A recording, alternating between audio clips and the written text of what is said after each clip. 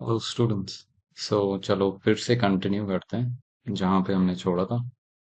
और अब हम जो पॉइंट पे आ रहे हैं वो सेकंड पॉइंट है, इक्विटी एंड लायबिलिटीज का। सेकंड सब हेडिंग को जो बोलते हैं हम शेयर एप्लीकेशन मनी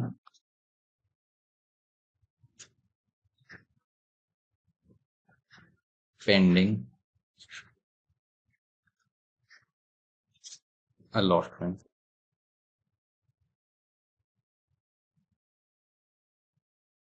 ठीक है, तो इसका जो मतलब होता है वो है कि हमने शेयर एप्लीकेशन के पैसे ले लिए। तो जैसे मैंने आपको समझाया था कि किसी भी शेयर को इशू करते वक्त कोई कंपनी इस शेयर का अमाउंट पूरा एक बार में नहीं लेती, वो डिवाइड करती है। तो जैसे एक शेयर का फेस वैल्यू सपोज हम मान लेते हैं 10 रुपए है। अब इसको हम 3 इंस्टॉलमेंट में ले रहे हैं। तो यहाँ पे इसको मान लेते हैं, पहले 4 रुपए ले रहे हैं, फिर 3 रुपए ले रहे हैं, फिर लास्ट में वापस 3 रुपए ले रहे हैं। पहले वाले को बोलते हैं हम एप्लीकेशन का स्टेज, दूसरे को बोलते हैं अलॉटमेंट का स्टेज, और तीसरे को बोलते हैं फर्स्ट कॉल। ठीक है, ये हम देखेंगे वापस से, मैं कह रहा हूँ सेकंड बुक के अंदर। अभी जितना समझा रहे हैं उतना बस देख लो। तो यहाँ पे लेट्स से कि ये कंपनी ने जब शेयर्स इशू करे तो लोग आए, उन्होंने एप्लीकेशन का पैसा दे दिया। अब साल खत्म हो गया। ठीक है, यहाँ पे आके 31 मार्च 2000, लेट्स अज्यूम हमारा 2026 है क्लोजिंग डेट। तो अगर ये डेट आ गई तो हम क्या बनाते हैं, इस डेट को बैलेंस शीट बनाते हैं।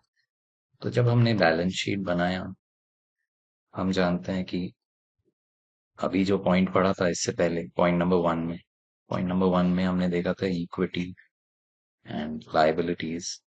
फिर हमने देखा ये कैपिटल रोमन न्यूमरल था यहाँ पे, share holders fund.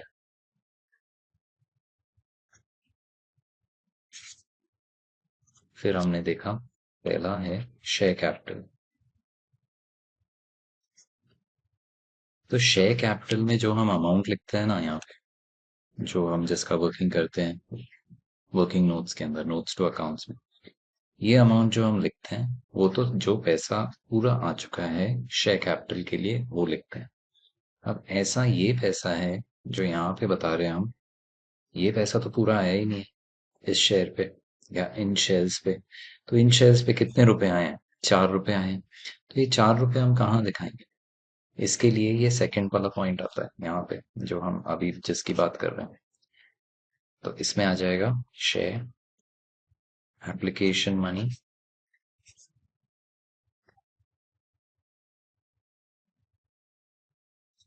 Pending allotment. ठीक है, और ये पैसा जितना भी हमें मिला, लेट्स से 1000 शेयर्स थे, तो 4 रुपए इंटू 1000 मतलब 4000 यहाँ पे आ जाता। ठीक है,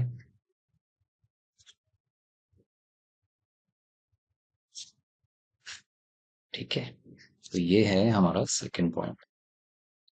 अब इसके बाद आते हैं हम थर्ड पॉइंट।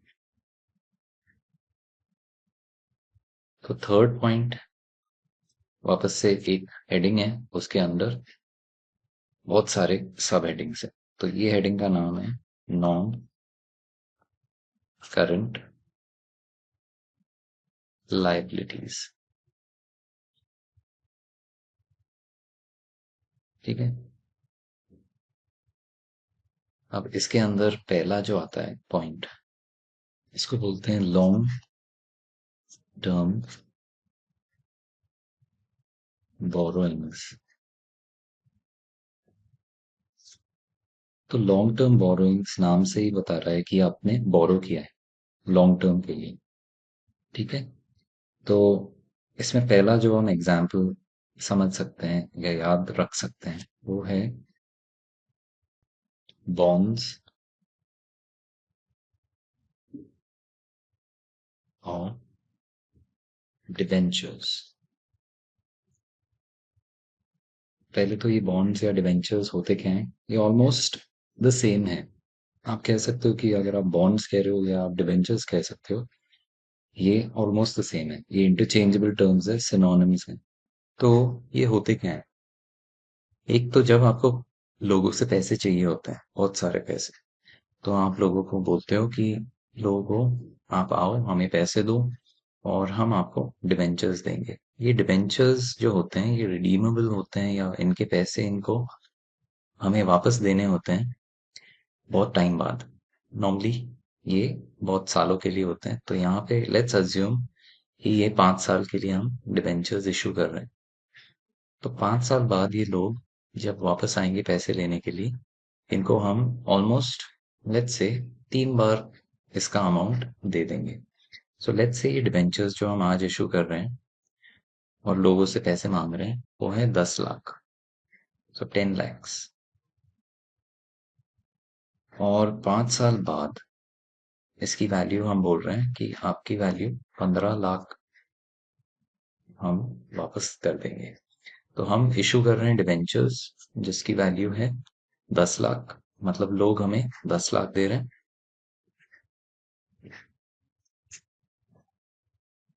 और 5 साल बाद हम इन लोगों को जब रिडीम कर रहे हैं तो हम दे रहे हैं 15 लाख। तो ये तो बहुत अच्छा पॉइंट है कि लोग यहाँ पे पैसे डालना चाहेंगे। तो ये जब लोग आते हैं पैसे डालते हैं, ये कैच होता है कि इनको 5 साल बाद या जो भी टाइम ड्यूरेशन है उस टाइम ड्यूरेशन के बाद काफी अच्छे पैसे मिल रहे हैं। ऐसे पैसे इनको कहीं और ये पैसे रखने से नहीं मिलते। 10 लाख अगर आप बैंक में भी रखो तो इतना कोई इंटरेस्ट नहीं मिलेगा कि वो 15 लाख हो जाए। तो ये इनको, ये कैच होता है यहाँ पे, इनको अट्रैक्ट करने के लिए ये कैच होता है। तो ऐसे जो आपकी लाइबिलिटीज हैं लोगों की तरफ, जो आप उनके पैसे वापस दोगे, उनको हम बोलते हैं लॉन्ग टर्म बोरोइंग्स। आपने लोगों से लंबे टाइम के लिए पैसे लिए। ठीक है, ठीक है। Next,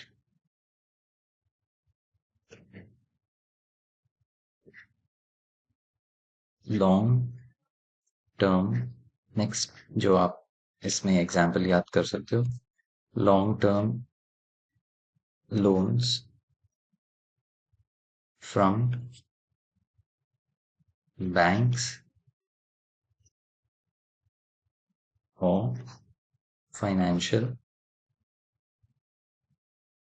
institutions.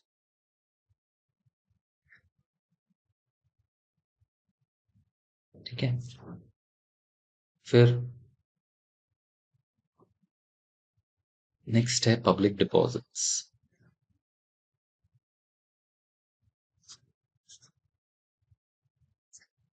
तो जैसे आपने क्लास 11 में पढ़ा था, पब्लिक डिपॉजिट से जो सोर्स ऑफ फाइनेंस होता है किसी बिजनेस के लिए, वो होता है लंबे टाइम के लिए। ओके, यहाँ पे भी वो हम मान रहे हैं कि this is a long term borrowing. फिर इसके ऊपर हमने लिखा है long term loans from banks. कभी कभी बैंक्स भी हमें काफी हद तक हेल्प कर देते हैं लंबे टाइम के लिए पैसे देने से। और बैंक्स के अलावा फाइनेंशियल इंस्टीट्यूशंस तो यहाँ पर हैं मेंशन, आप कर सकते हो, जैसे बजाज,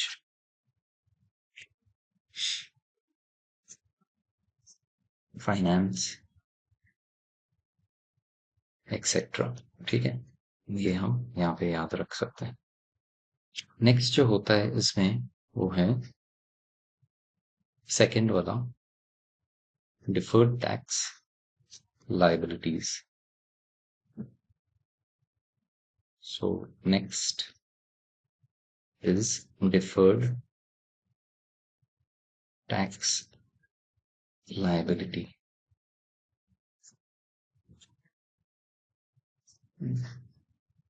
ब्रैकेट में नेट। तो ये इसमें आपको ज्यादा कुछ इसके डेप्थ में नहीं जाना है, आपको बस ये याद रखना है this happens to be a liability, या ये लाइबिलिटी तब होती है when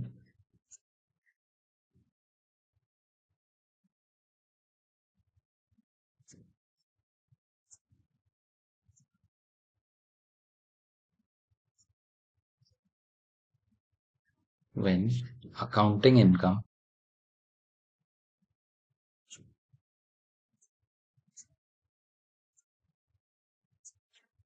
is more than taxable income. ठीक है? So this happens to be a liability when accounting income is more than taxable income. Accounting income क्या होती है यहाँ पे? Accounting income वो होती है जो हम कैलकुलेट करते हैं. So what the accountant calculates.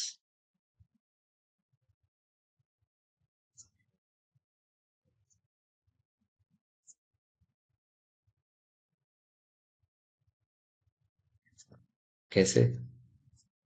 According to the Companies Act.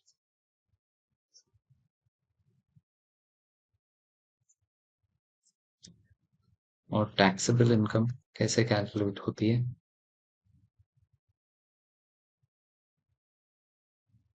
What is calculated according to the prevailing income tax laws. ठीक है? तो ये है. अब यहाँ पे कभी कभी डिफरेंस आ जाता है. आपका जो टैक्स कैलकुलेट किया आपने कि अकाउंटिंग में बेसिस पे या टैक्सेबल बेसिस पे, तो इसमें जो डिफरेंस आता है कभी जब आपका अकाउंटिंग इनकम टैक्सेबल इनकम से ज्यादा है, तो उस केस में हम इसको बोलते हैं डिफर्ड टैक्स लायबिलिटी. बस इतना ही आपको जानने की जरूरत है इसमें. नेक्स्ट पॉइंट पे चलते हैं.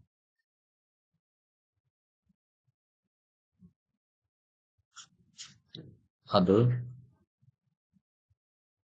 Long term liabilities.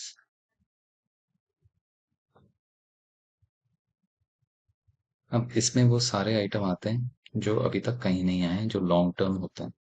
ठीक है? तो इसमें जो एग्जाम्पल होता है उसमें एग्जाम्पल हम लिख लेते हैं. प्रीमियम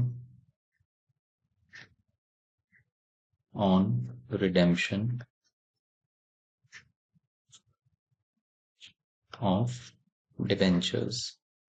तो जब आप डिबेंचर होल्डर्स को प्रीमियम पे ऑफ करते हो, जो डिबेंचर्स आपके 12 महीने से ज्यादा के हैं उन्हें हम बोलेंगे premium on redemption of debentures, and वो हमारे लिए एक अदर लॉन्ग टर्म लायबिलिटी हो जाएगी. एक और, तो इसमें एक और होता है premium on redemption of preference shares. ये दो एग्जाम्पल्स आप इसके अंदर याद रख लो. ठीक है? नेक्स्ट,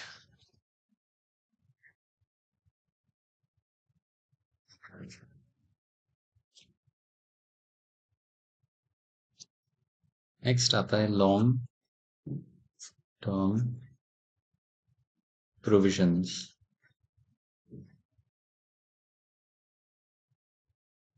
तो लॉन्ग टर्म प्रोविजंस के अंदर हम ऐसा मानते हैं कि these are provisions created for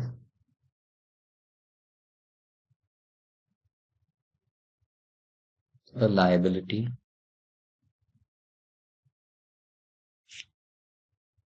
that happens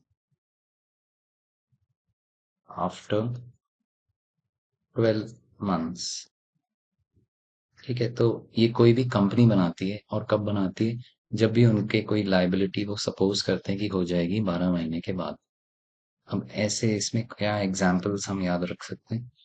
mostly आप एम्प्लॉयज के अगेंस्ट ही एग्जाम्पल्स याद रख सकते हो, जैसे प्रोविजन फॉर ग्रेचुटी,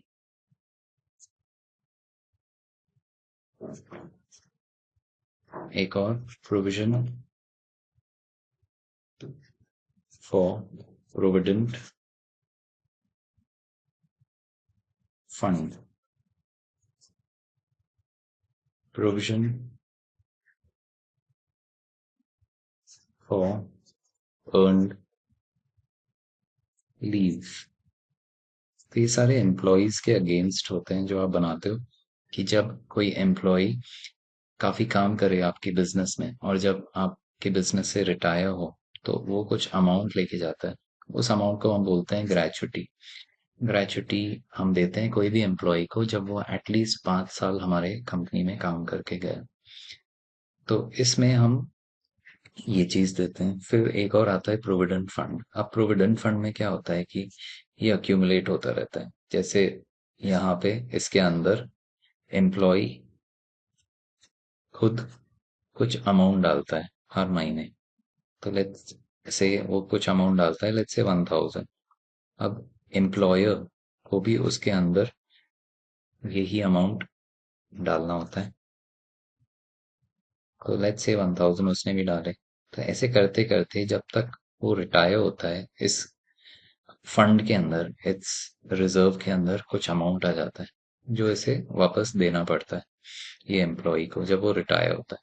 तो this is like one, it's like a safety thing. वो ऐसा कुछ उसके लिए एक रिजर्व बना के एक अमाउंट इकट्ठा करके उसको वापस देता है जब वो रिटायर होता है। तो एम्प्लॉयर ये एम्प्लॉय को देता है और एम्प्लॉय खुश हो जाता है जब वो रिटायर होता है। फिर प्रोविजन फॉर अर्न लीव या लीव एनकैशमेंट बोल सकते हो।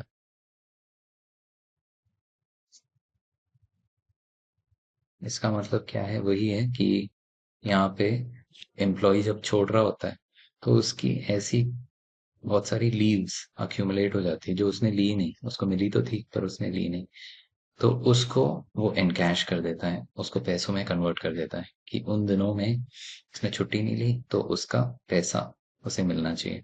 तो ये भी एक अमाउंट होता है। तो ये सब प्रोविजंस कौन बनाता है? कंपनी बनाती है लोगों के लिए जो रिटायर होने वाले होते हैं। एंड उससे या उसके लिए प्रिपेयर होने के लिए ये कंपनी के लिए लॉन्ग टर्म प्रोविजन होता है, बिकॉज एम्प्लॉयज कब रिटायर होते हैं? नॉर्मली 60 इयर्स की एज में। तो तब तक ये लॉन्ग टर्म हो जाता है कंपनी के लिए और ये क्रिएट करती रहती है, इसमें कुछ पैसे डालती रहती है हमेशा। तो दैट इज वाई ऐसे हम बोलते हैं एक लॉन्ग टर्म प्रोविजन। नेक्स्ट, अब नेक्स्ट आ जाता है सब हेडिंग करंट लायबिलिटीज। अब करंट लायबिलिटीज ऐसी लायबिलिटीज होती हैं जो आपके 12 महीने के अंदर आने वाली होती है। ठीक है, इसके लिए एक चीज हमें समझना पड़ेगा जिसको हम बोलते हैं ऑपरेटिंग साइकिल। तो ऑपरेटिंग साइकिल क्या होता है?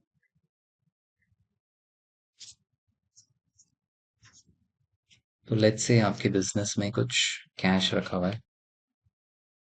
ठीक है, ये कैश फिर इससे आप रॉ मटेरियल्स खरीदते हो, फिर इसको आप प्रोसेस करते हो जिसको आप बोलते हो वर्क इन प्रोग्रेस। फिर उससे आप फिनिश्ड गुड्स बनाते हो।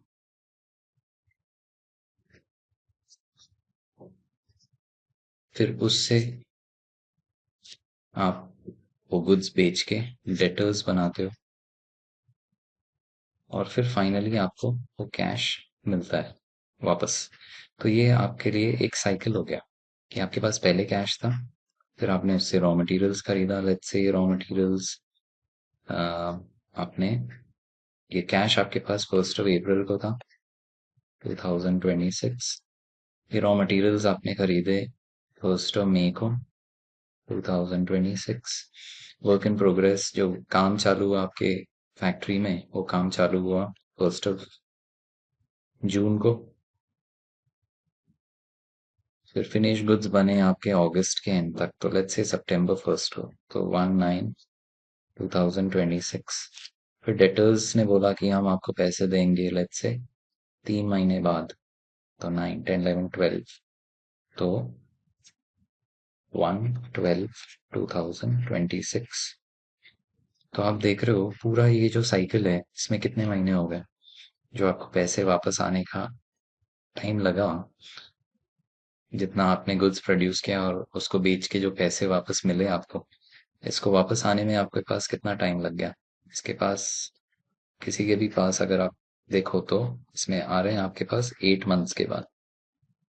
ठीक है, तो 8 मंथ्स में ये पैसा वापस, इसे हम बोलते हैं operating cycle of the business. कि आपने जो पैसे इन्वेस्ट करे गुड्स खरीदने में, उसको बेच के आपके पास वो सारे पैसे वापस कब आ गए। तो इसे हम यहाँ पे देख रहे हैं कि इस केस में 8 मंथ्स है, तो 8 मंथ्स में आपके पैसे वापस, तो उसे हम ऑपरेटिंग साइकिल बोलेंगे इस बिजनेस का। ठीक है, इसका एक क्वेश्चन कर लेते हैं, जैसे ये है,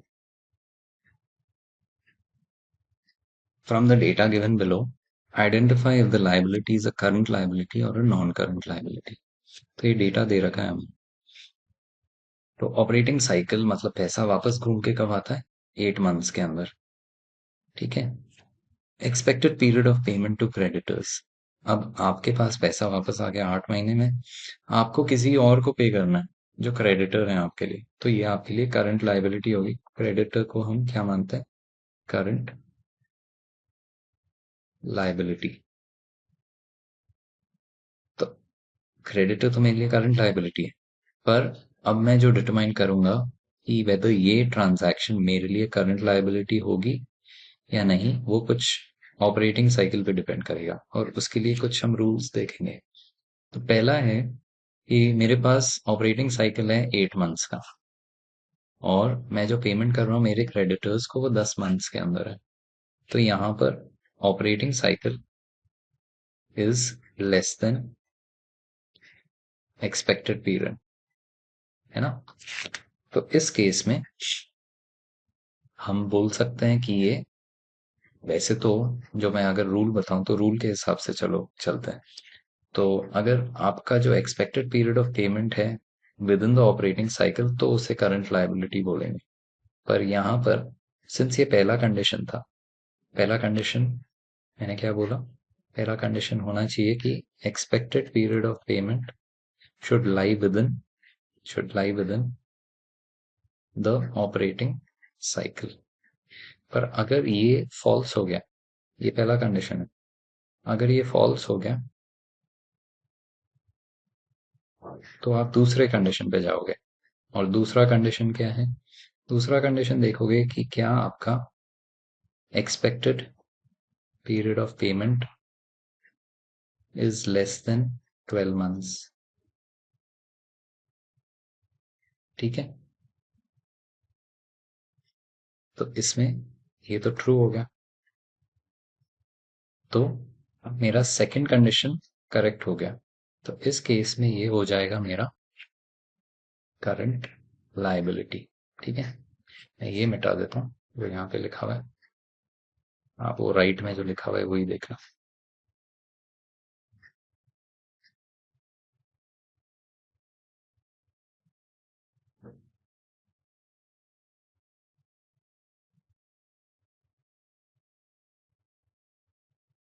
it is a current liability.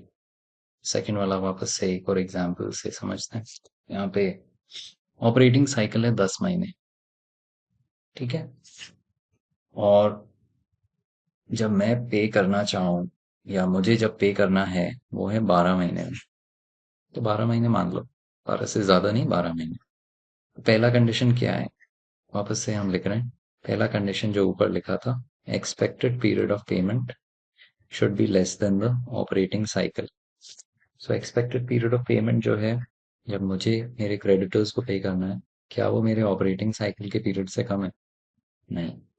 तो ये फॉल्स हो गया। जब ये फॉल्स हो जाता है तो मैं नेक्स्ट कंडीशन पे जाता हूँ। नेक्स्ट कंडीशन है, मेरा एक्सपेक्टेड पीरियड ऑफ पेमेंट क्या 12 महीने से कम है, क्या 12 महीने से कम है, या 12 महीने मान लो लेस देन और इक्वल टू, यहाँ पे भी इक्वल टू डाल दो, क्या ये 12 महीने से कम है। तो ये ट्रू हो गया। तो अगर ये ट्रू हो गया, दोनों में से कोई भी एक ट्रू होना चाहिए। बेसिकली अगर फर्स्ट वाला फॉल्स है तो हम नेक्स्ट वाला देख रहे हैं और नेक्स्ट वाला फिर ट्रू हो जाना चाहिए, तो हम बोलेंगे it is a current liability. ठीक है, थर्ड वाला देख लेते हैं। 11 महीने हमारा ऑपरेटिंग साइकिल है, मतलब पैसा वापस घूम के हमारे पास कितने टाइम में आ जाता है? 11 महीने में। और हमें क्रेडिटर्स को कब पैसे देने हैं? 14 महीने के अंदर। पहला कंडीशन क्या है? Expected period of payment is less than the operating cycle. क्या ये सही है? एक्सपेक्टेड पीरियड ऑफ पेमेंट क्या कम है 14 मंथ्स? क्या 11 महीने से कम है? नहीं, तो ये फॉल्स हो गया। सेकंड है एक्सपेक्टेड पीरियड ऑफ पेमेंट, क्या ये 12 महीने से कम है? तो ये भी फॉल्स हो गया। तो इस केस में सिंस दोनों फॉल्स हैं, तो therefore it is not a current liability. ठीक है, नेक्स्ट वाला। 15 महीने हमारा ऑपरेटिंग साइकिल है, पैसा हमारे पास मतलब वापस आ जाता है 15 महीने में। 12 महीने हमारा टाइम है जब हम क्रेडिटर्स को हमें पे करना है। तो पहला कंडीशन देखते हैं कि ट्रू है क्या। एक्सपेक्टेड पीरियड ऑफ पेमेंट क्या ऑपरेटिंग साइकिल से कम है? 12 महीने क्या 15 महीने से कम है? तो ये ट्रू हो गया। अगर ये पहला वाला ही ट्रू हो गया तो हम सेकंड कंडीशन पे नहीं जाएंगे, फिर हम यहाँ लिखेंगे therefore it is a current liability। Next वाला, 15 महीने में पैसे हमारे वापस आ जाते हैं, 14 महीने में हमें किसी को पे करना है, कोई हमारा क्रेडिट है। तो इस केस में पहला कंडीशन पहले लिखते हैं,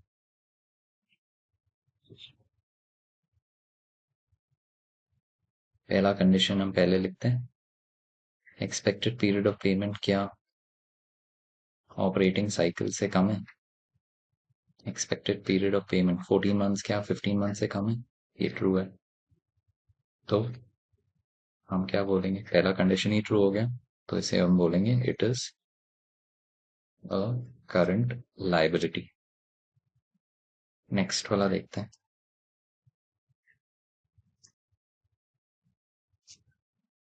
नेक्स्ट वाला कह रहा है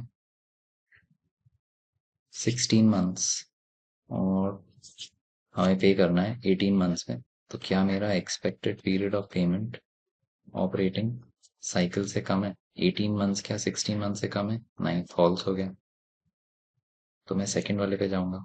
सेकंड वाला कहता है कि क्या मेरा expected period of payment less than 12 months है?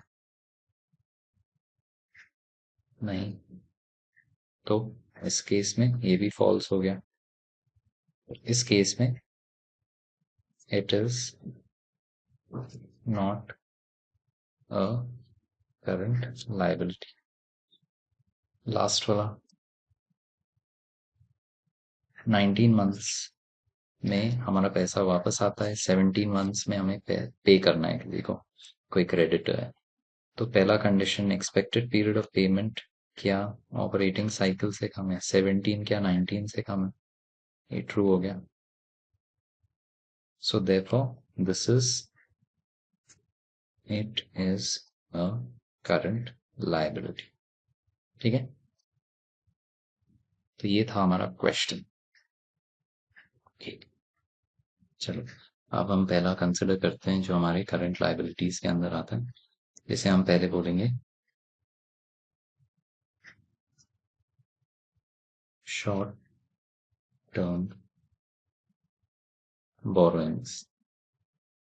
जब भी आप कुछ बोरो कर रहे हो, जब भी ये वर्ड बोरोइंग्स देखोगे, आपको कोई लायबिलिटी समझ में आनी चाहिए कि आपके लिए कोई लायबिलिटी है वो।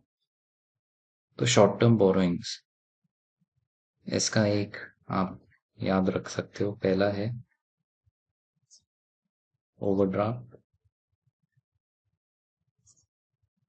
और कैश क्रेडिट।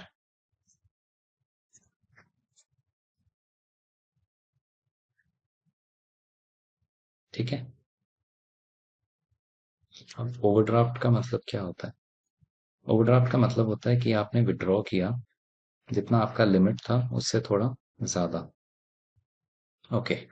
तो ओवरड्राफ्ट क्या होता है? Overdraft is short term credit given to existing customers। आप कस्टमर हो और आपको कुछ क्रेडिट दिया बैंक ने, मतलब पैसे उधार पे, उसे हम बोलते हैं ओवरड्राफ्ट। एग्जिस्टिंग कस्टमर को पैसे मिलना। अब कैश क्रेडिट क्या होता है? कैश क्रेडिट वापस से बैंक ही देता है, तो ये भी short term credit extended to businesses to their working capital requirements।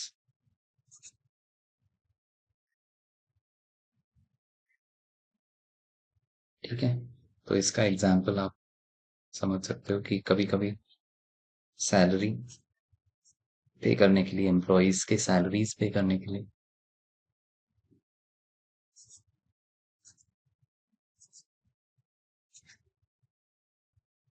ठीक है।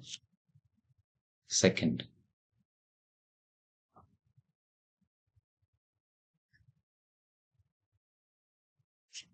Loan repayable on demand. कोई लोन है जो आपको पे बैक करना है डिमांड पे। जैसे आपने किसी बंदे से लोन लिया, उस केस में वो बंदा कहेगा कि आपको कब पे बैक करना है, तो वो लोन रीपेबल ऑन डिमांड हो जाएगा। Next, current मैच्योरिटीज of long term debt.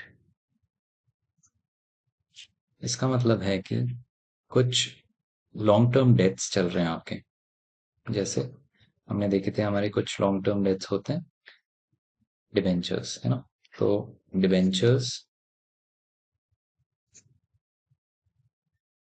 which are repayable within the current year।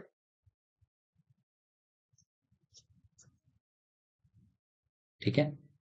तो मतलब 12 months, that is within the next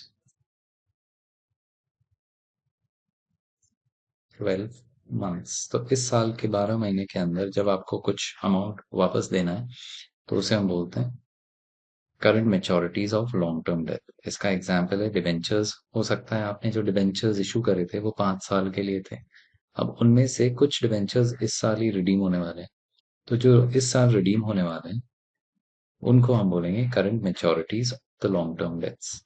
जैसे कुछ डिबेंचर्स थे जो हमारे हमको रिडीम करने 1 लेट्स से जुलाई 2026। ठीक है। तो ये डिबेंचर्स मैं इसको अब इस साल के बैलेंस शीट में लॉन्ग टर्म लाइबिलिटीज के अंडर नहीं दिखा सकता, मैं इसको दिखाऊंगा on current मैच्योरिटीज of long term debt, जिसको हम कौन से हेडिंग के नीचे लिखेंगे? करंट लाइबिलिटीज के नीचे। ठीक है। Next, deposits and other loans and advances. ठीक है। तो ये भी नाम हो सकते हैं कुछ, जस्ट डायरेक्टली आपको दे रखा हो डिपॉजिट्स, तो डिपॉजिट्स आपको क्लियरली क्लिक होना चाहिए, this will B current liability. ठीक है। अदर लोन्स एंड एडवांसेस वो भी वापस से करंट लायबिलिटीज के अंडर आएगा। Next, second point, trade payables. So trade payables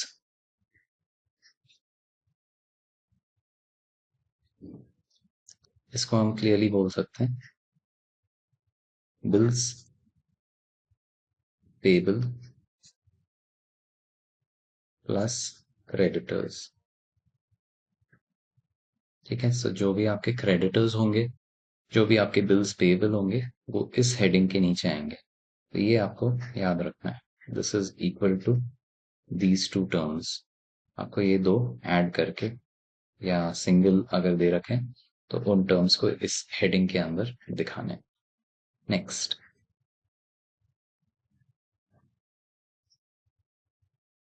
other current liabilities.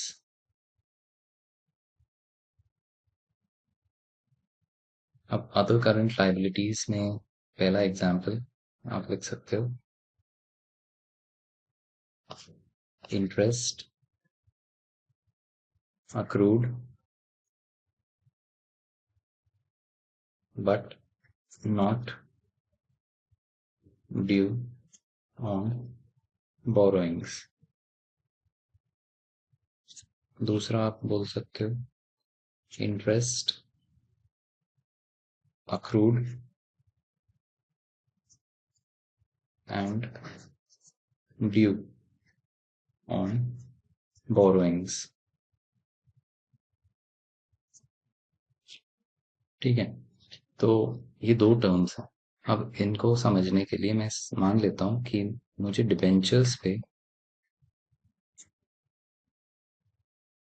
मतलब डिबेंचर्स हम लिखते हैं ऐसे, तो 9% होगा पहले मेंशन्ड, कोई नंबर होता है परसेंटेज के साइन के साथ। तो 9% डिबेंचर्स जब हमने इशू करे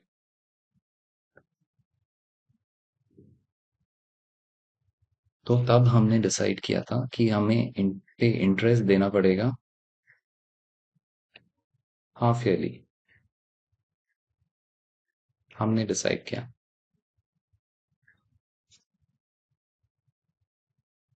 तो इंटरेस्ट अगर हम हाफ ईयरली पे कर रहे हैं तो कब कब होता है, एक तो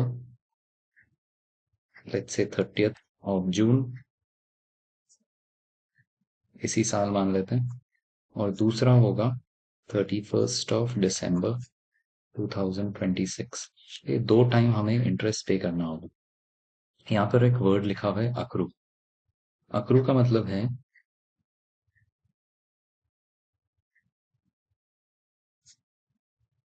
टू गैदर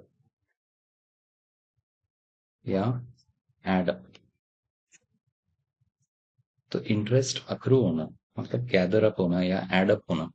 तो अगर हम इसको इंटरेस्ट पे कर रहे हैं, एक बंदे को लेट्स से हम इंटरेस्ट पे कर रहे हैं 30th June को 2026 को और 31st December 2026 को, तो हमारा फाइनेंशियल ईयर वैसे खत्म होता है year ending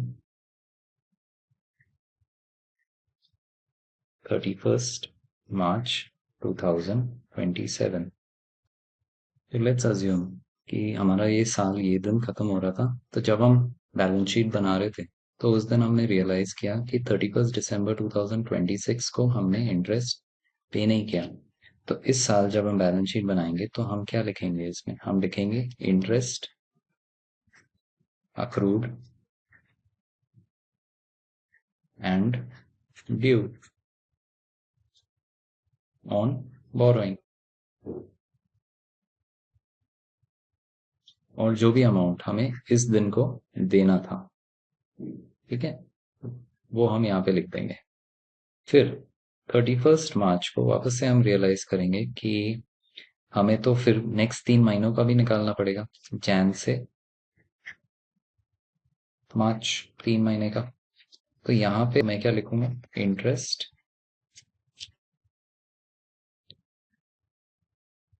accrued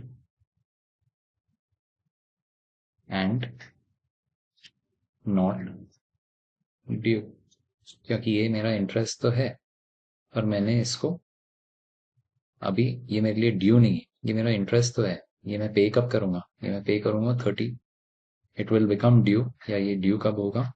30th of June 2027 को। तो तब तक के लिए ये मेरे लिए नॉट ड्यू है। तो कितना इंटरेस्ट होता है इन 3 महीनों के लिए, वो अमाउंट मैं यहाँ पे लिख दूंगा इसके सामने। ठीक है, तो ये दो टर्म्स आती है इसके अंदर। Next,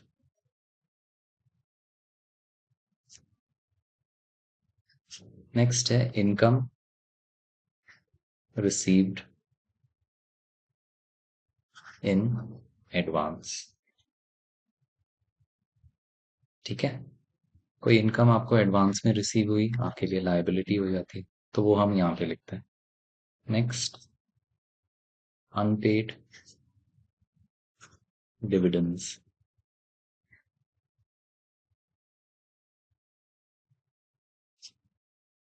next, excess application money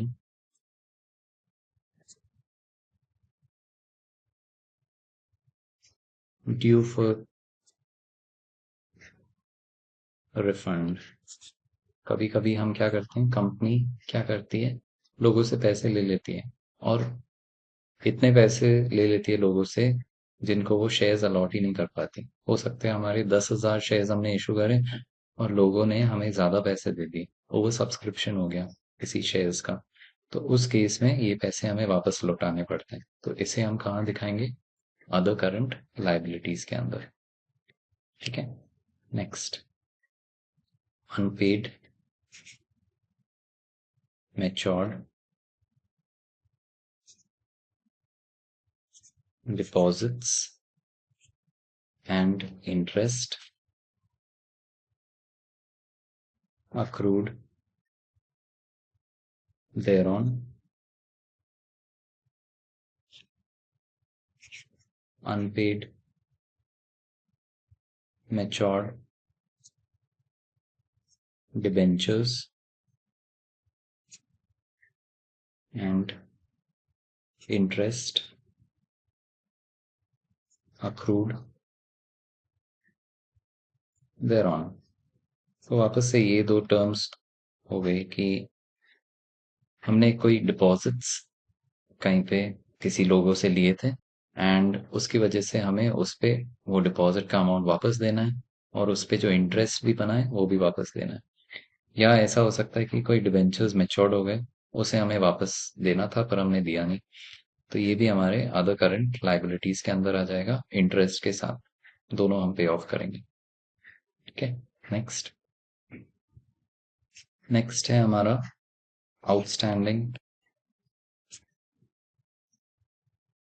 expenses. कोई भी एक्सपेंसेस होते हैं जैसे सैलरीज आउटस्टैंडिंग, है ना, ये हमने लास्ट ईयर भी पढ़ा था, वो हम यहाँ पे लिखेंगे। अनक्लेम्ड डिविडेंड या जीएसटी पेबल एक्सेट्रा। तो ये सारे वो चीजें हैं जो हमें आउटस्टैंडिंग, जो हमारे आउटस्टैंडिंग है, जो हमें पे ऑफ करना है। ठीक है, next, fourth, short term provisions. तो शॉर्ट टर्म प्रोविजंस में आप दो चीजें याद रख सकते हो। एक है provision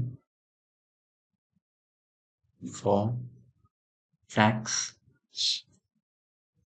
provision for doubtful debts. ठीक है, प्रोविजन फॉर टैक्स हम किस लिए बनाते हैं कि उस साल का टैक्स, करंट ईयर के टैक्स के लिए प्रिपेयर्ड रहने के लिए। ठीक है, और प्रोविजन ऑफ डाउटफुल डेट्स क्यों बनाते हैं हम? टू बी प्रिपेयर्ड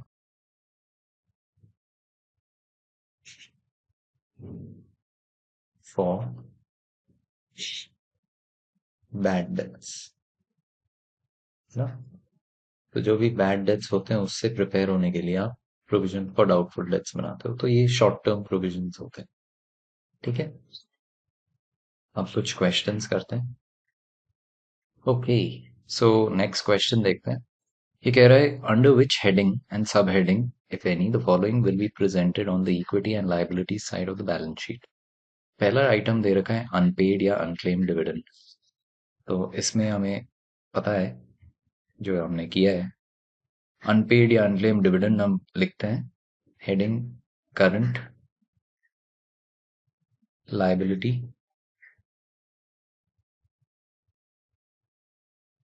और सब हेडिंग हो जाएगा अदर करंट लायबिलिटीज।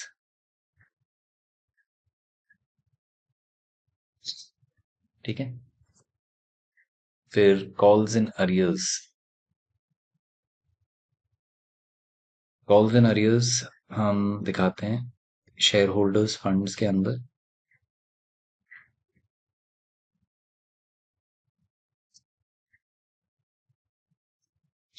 और sub heading shown as a deduction from subscribe and not fully paid up capital। ठीक है, फिर प्रोविजन फॉर प्रोविडेंट फंड, इसका मतलब एक प्रोविजन बनाया किसके लिए, एम्प्लॉयज के लिए। तो ये नॉन करंट लाइबिलिटीज में आएगा और उसके नीचे लॉन्ग टर्म प्रोविजंस। नेक्स्ट है पब्लिक डिपॉजिट्स। वापस हमारे लिए public deposits non current liabilities होती हैं।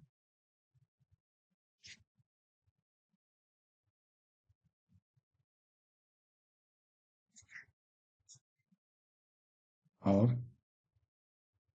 लॉन्ग टर्म, अब यहाँ पे आ जाएगा वर्ड बोरोइंग्स। ठीक है, तो ऐसे हमें क्वेश्चंस करने हैं। नेक्स्ट वाला भी देखते हैं। ये कहता है under which heading and sub heading if any the following will be presented on the equity and liability side of the balance sheet. तो इक्विटी साइड या लायबिलिटी साइड में हम ये बताने जा रहे हैं कि ये कहाँ कौन से हेडिंग में होगा और कौन से सब हेडिंग में होगा। तो surplus that is balance in statement of profit and loss, ये हमें याद रखना है। इसका हेडिंग हो जाएगा शेयर होल्डर्स फंड्स।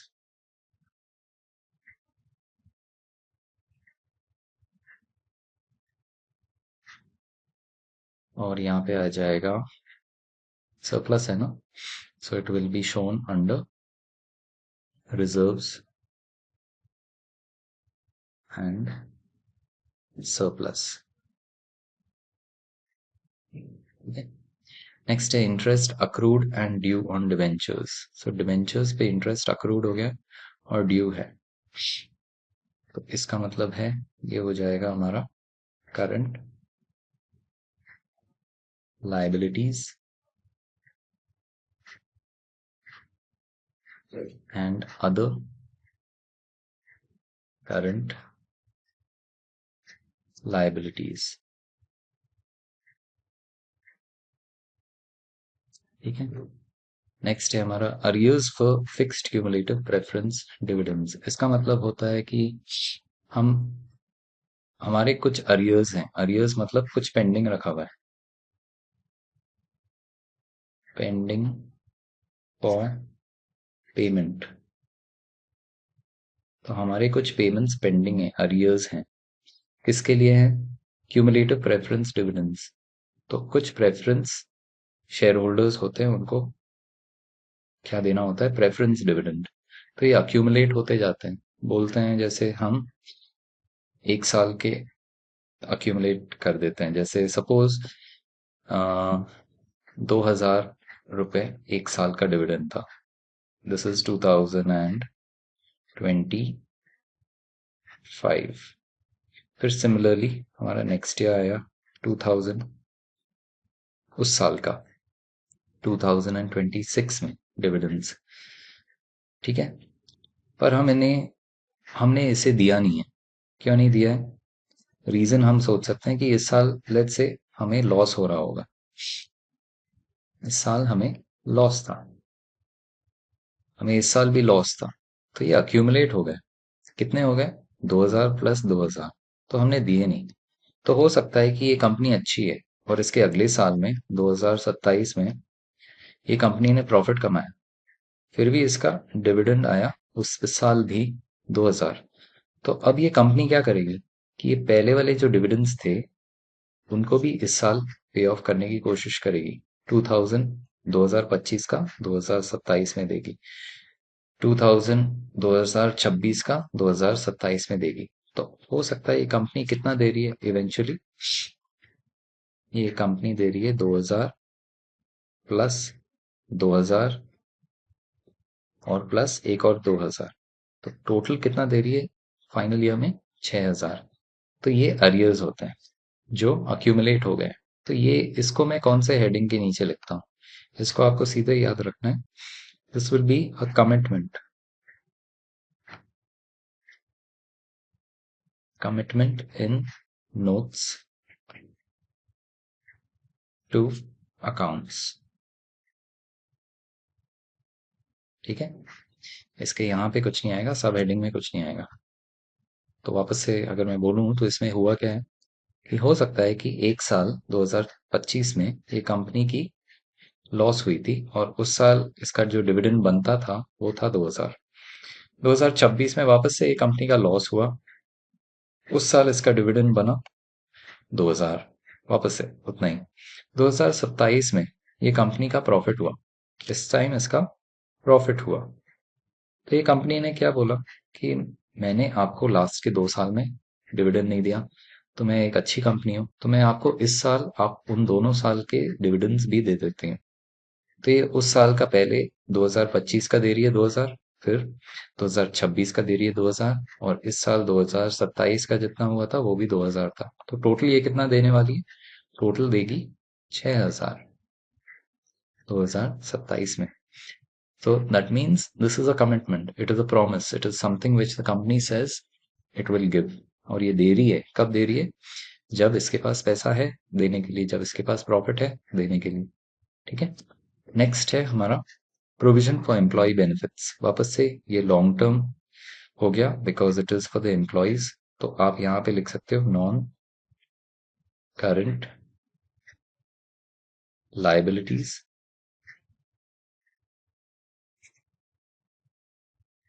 और यहाँ पे आ जाएगा लॉन्ग टर्म प्रोविजंस। ठीक है, तो ये कुछ ऐसे क्वेश्चंस होते हैं जो आपके आते हैं एग्जाम में, ये आप देख सकते हो। नेक्स्ट, अब नेक्स्ट हम पढ़ते हैं हमारे नेक्स्ट टॉपिक के बारे में, जिसमें हम एसेट साइड देखेंगे बैलेंस शीट का। ये सारे लाइबिलिटीज साइड का पूरा अकाउंटिंग या जो भी समझना था हमने समझ लिया। अब एसेट साइड को देखते हैं। एसेट साइड में अगर आप देखोगे तो आपके वापस से उसी ऑर्डर में, ऑर्डर ऑफ परमानेंस के हिसाब से अगर आप बैलेंस शीट देखोगे तो पहला जो आता है वो होता है प्रॉपर्टी,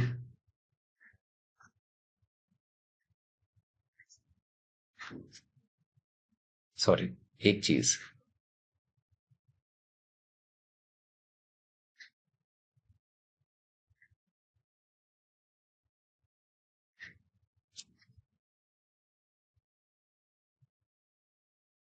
तो एसेट साइड के बारे में अगर आप समझना चाह रहे हो तो उसमें पहला ऑर्डर ऑफ परमानेंस के हिसाब से क्या आता है? Non current assets. ठीक है, अब नॉन करंट में इसके अंदर कौन सा है पहला? इसके अंदर आता है पहले property, plant and equipment and intangible assets। ठीक है, ये पूरा नाम है इसका। अब इसके अंदर भी कुछ क्लासिफिकेशन होते हैं। पहला होता है property, plant and equipment. Okay, तो पहला जो हम समझ रहे हैं वो है प्रॉपर्टी, प्लांट एंड इक्विपमेंट। तो बाय द नेम, नाम के हिसाब से हम क्या लिख सकते हैं? इसके एग्जांपल्स हम लिखते हैं मशीन, बिल्डिंग,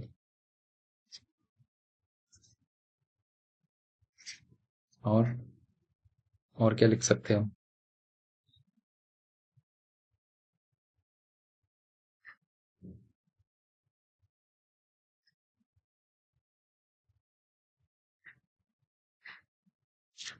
एक बहुत ही अलग सा आप याद रख सकते हो, लाइफ स्टॉक। तो लाइफ स्टॉक क्या होते हैं? आपके पास हो सकते हैं बहुत सारे एनिमल्स हों जो आपके एसेट्स हैं इस बिजनेस में। हो सकता है कि आपकी बिजनेस ऐसी है कि हॉर्स राइडिंग की बिजनेस, अब उसमें आपके पास बहुत सारे हॉर्सेस हैं। तो ये हॉर्सेस आपके लिए एसेट्स हैं इस बिजनेस में। ये बिजनेस को अ, चलाने के लिए आपने हॉर्स राइडिंग का जो ये बिजनेस कर रखा है जिसमें आप सिखाते हैं हॉर्स राइडिंग, उसमें ये आपके एसेट्स हैं, ये आपके मशीन्स जैसे हैं। तो ये भी आपके लिए एक नॉन करंट एसेट हो गया जो आपके काम आएगा। ठीक है, फिर इसके नेक्स्ट जो आता है, ये सारे आप वो वाले एसेट सोच सकते हो जो आपके परमानेंट इन नेचर हैं, जो कभी आप खरीदते हो और जल्दी बेचने नहीं वाले हो। नेक्स्ट,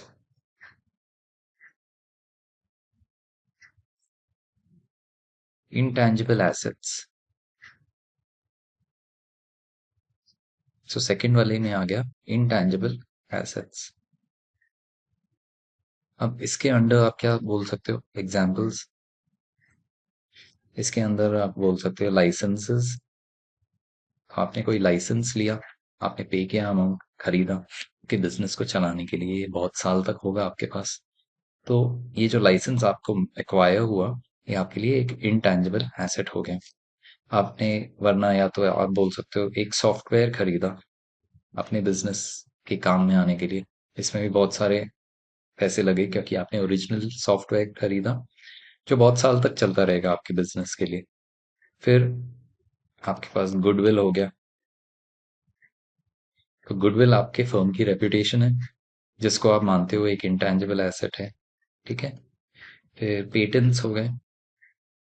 आपने कुछ अपने प्रोडक्ट्स पेटेंट कर दिए, प्रोटेक्ट कर दिए, आपने पे किए पैसे। तो ये आपके दिखाई देने वाले एसेट्स नहीं है। ठीक है, ये आपके लिए वर्थ मनी है, आपने इसके लिए कुछ पैसे दिए होंगे या इसकी वर्थ है मनी के टर्म्स में। ठीक है,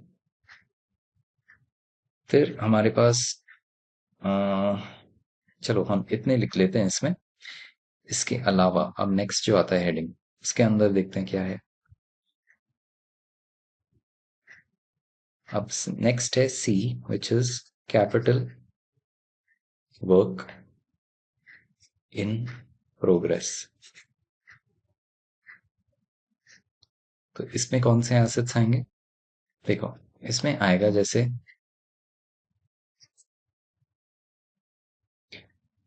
बिल्डिंग अंडर कंस्ट्रक्शन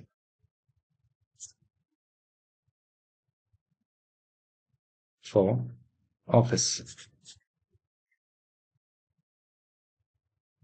ठीक है, अब आपने एक बिल्डिंग बनानी चाहिए, तो आपने लैंड लिया, आपने उस पे काम चालू कर दिया, बिल्डिंग बन रही है।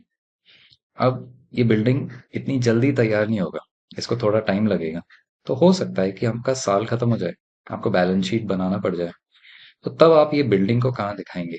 क्या आप इस बिल्डिंग को प्रॉपर्टी प्लांट एंड इक्विपमेंट में दिखाएंगे? नहीं।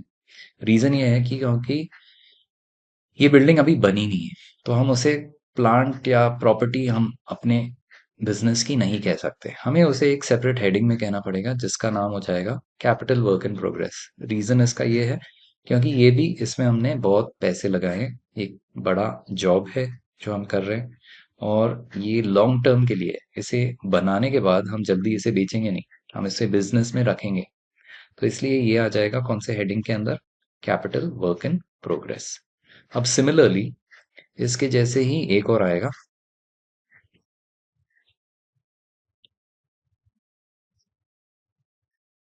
इसको हम बोलते हैं इंटैंजिबल एसेट अंडर डेवलपमेंट। ठीक है, तो ये वैसे ही है जैसे हमने थोड़ी देर पहले कैपिटल वर्क इन प्रोग्रेस लिखा है। तो यहाँ पे क्या होने वाला है? यहाँ पे हो जाएगा कि आपके पास एक इंटैंजिबल एसेट है जो under the process of development में है।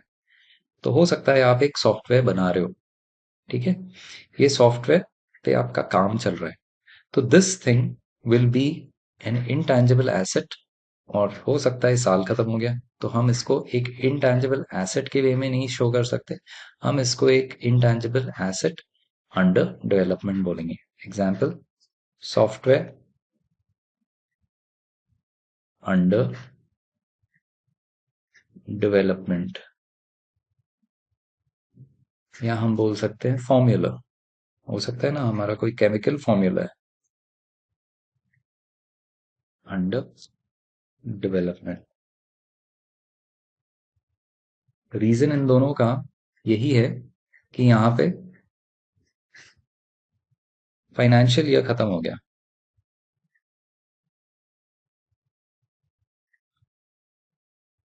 फाइनेंशियल ईयर वाज ओवर, तो इन्हें हम पहले दो हेडिंग्स के नीचे नहीं बता सकते। ठीक है, तो ये थे हमारे पहले वाले के पार्ट। अब पहला वाला जो था, जो हमने लिखा, उसके बाद आता है नॉन करंट इन्वेस्टमेंट्स। ठीक है, अब ये नॉन करंट इन्वेस्टमेंट्स सुन के हमें दो चीजों में डिवाइड करना है। एक तो है trade investments,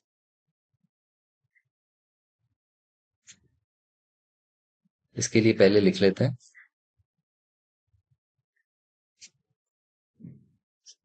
they are investments made in shares and debentures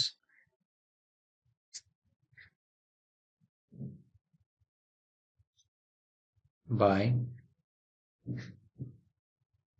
okay यहाँ पे ये लिख देते हैं, they are investments made by the business in shares and debentures of another company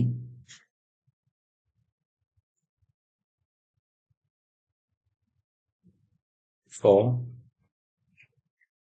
the purpose of promoting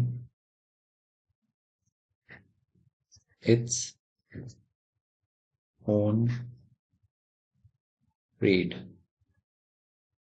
मतलब they are investments made by the business, कोई company या कोई बिजनेस, यहाँ पे बिजनेस का मतलब है company. So they are investments made by the company in shares and debentures of another company for the purpose of promoting its own trade। तो आप क्या कर रहे हो? आप कंपनी हो, आप किसी दूसरी कंपनी के शेयर्स या डिबेंचर्स खरीद रहे हो और उनको बेच रहे हो बाद में। रीजन क्या है? क्योंकि उससे ही आपके कंपनी का पैसा आता है, आपकी इनकम आती है, आप ऐसा सोच रहे हो। वही आपका सोर्स है आपके फाइनेंस का। ठीक है, तो उन्हें हम बोलते हैं ट्रेड इन्वेस्टमेंट्स। दूसरा है other investments.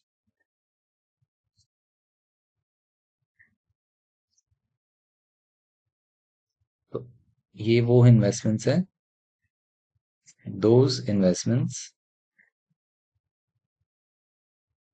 which are not trade investments. तो ये वो इन्वेस्टमेंट्स है जो ट्रेड इन्वेस्टमेंट्स नहीं है। मतलब आपकी बिजनेस इन इन्वेस्टमेंट्स की वजह से नहीं चल रही, आप ऐसे ही मन मर्जी से बाद में आप किसी कंपनी के कुछ शेयर्स खरीदोगे, वो हम इसके बारे में लिख रहे हैं यहाँ पे। जैसे मैं एग्जांपल में लिख के बता रहा हूँ। एग्जांपल हो सकता है आपने परचेस या इन्वेस्टमेंट्स लिख देते हैं, यहाँ पे इन्वेस्टमेंट्स लिखते हैं, इन्वेस्टमेंट्स इन प्रॉपर्टी। तो आपने प्रॉपर्टी खरीद ली, वहां पे पैसे लगा दिए, ठीक है। तो ये हो गए हमारे अदर इन्वेस्टमेंट्स। जब हम बिजनेस के लिए नहीं खरीद रहे हैं, हम बिजनेस को चलाने के लिए नहीं खरीद रहे हैं, हम उसके अलावा खरीद रहे हैं। परचेस, या मैं वापस इन्वेस्टमेंट्स ही लिख देता हूँ, यहाँ पे आएगा इन्वेस्टमेंट्स इन इक्विटी और प्रेफरेंस शेयर्स। फिर investments in government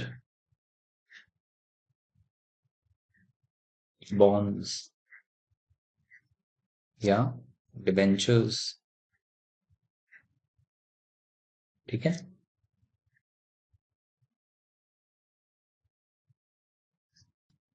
investments in government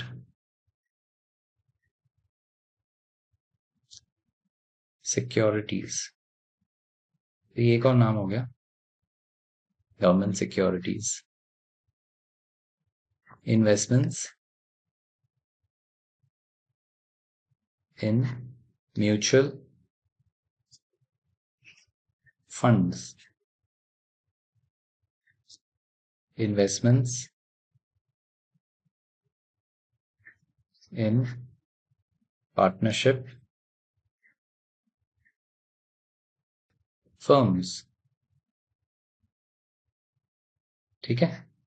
फिर नेक्स्ट जो होता है, जैसे हमने ये सेकंड पॉइंट डाला था, अब थर्ड पॉइंट। थर्ड हो गया डिफर्ड टैक्स एसेट्स नेट। तो ये कब होता है? This happens when accounting income is less than taxable income, ठीक है। Next, fourth, long term loans and advances.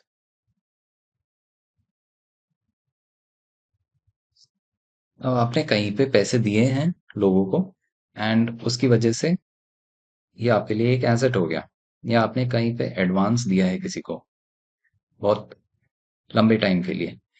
तो इसमें आता है एक तो capital advances.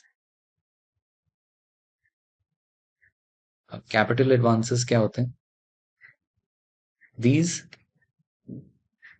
are extended to other businesses to purchase an asset. These are extended to other businesses to purchase an asset. तो आपने क्या दिया? पैसे दिए किसी दूसरे बिजनेस को, किस लिए? कोई एसेट परचेस करने के लिए, ठीक है। तो यहाँ पे क्या हो रहा है, they are extended to the other business to purchase an asset, जो हो सकता है टैंजिबल मतलब प्रॉपर्टी प्लांट एंड इक्विपमेंट, या इनटैंजिबल। ठीक है, वही दो एसेट्स, टैंजिबल या इनटैंजिबल। फिर जनरली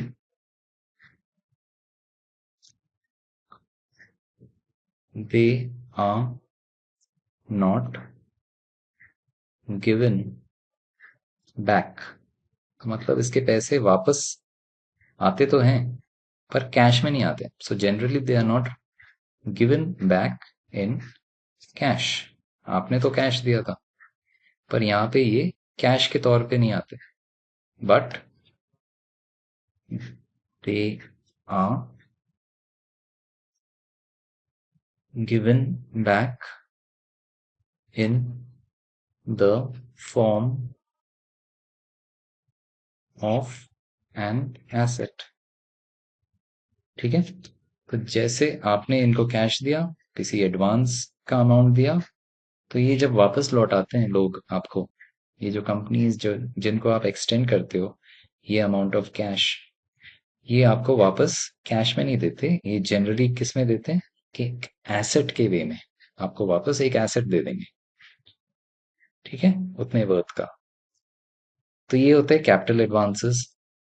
इसके बाद एक और है जिसे हम बोलते हैं अदर लोन्स एंड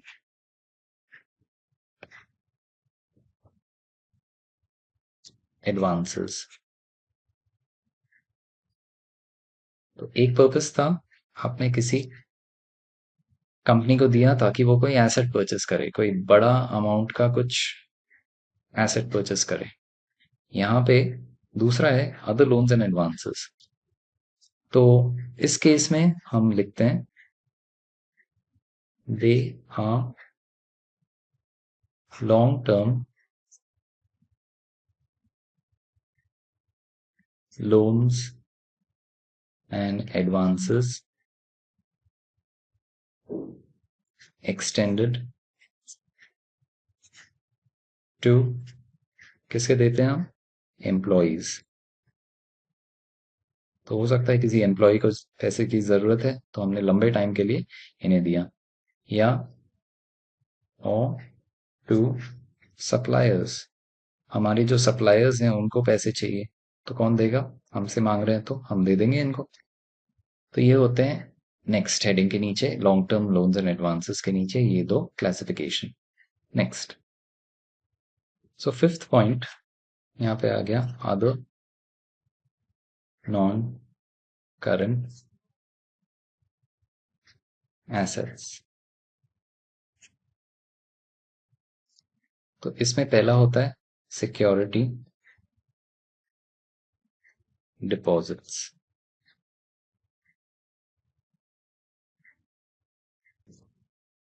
तो सिक्योरिटी डिपॉजिट्स में हम क्या लिखते हैं, सिक्योरिटी डिपॉजिट्स में हम लिखते हैं deposits kept for a long period of time। ठीक है,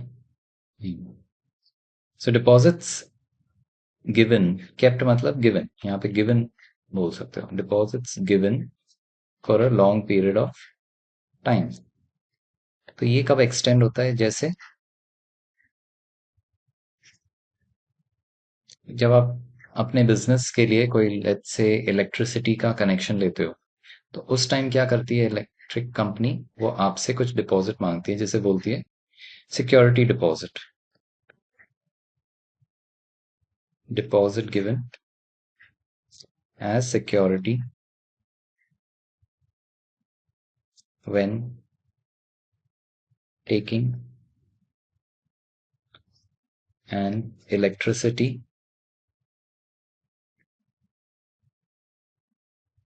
connection।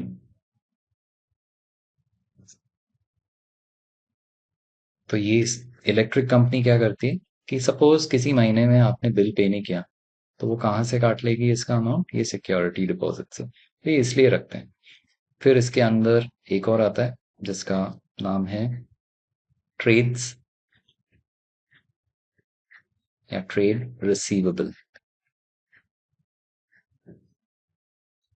सो ट्रेड रिसीवेबल भी जो होते हैं वैसे तो डेटर्स प्लस बिल्स रिसीवेबल होते हैं। तो those trade receivables those trade receivables which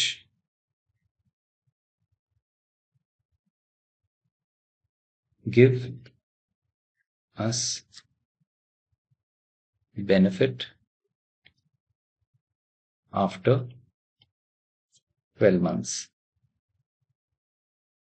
तो हो सकता है कुछ ट्रेड रिसीवेबल्स हों, डेटर्स हों या कुछ बिल्स रिसीवेबल हों जिस जिनसे हमें पैसे वापस मिले 12 महीने बाद।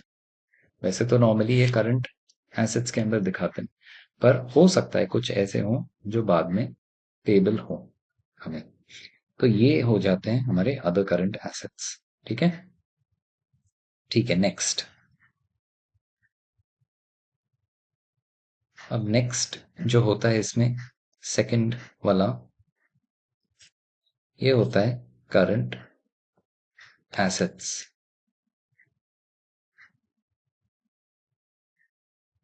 ठीक है, करंट एसेट्स क्या होते हैं? करंट एसेट्स, इनके आप क्लासिफिकेशन देखो, पर उनके क्लासिफिकेशन से वापस से एक टर्म आता है operating cycle.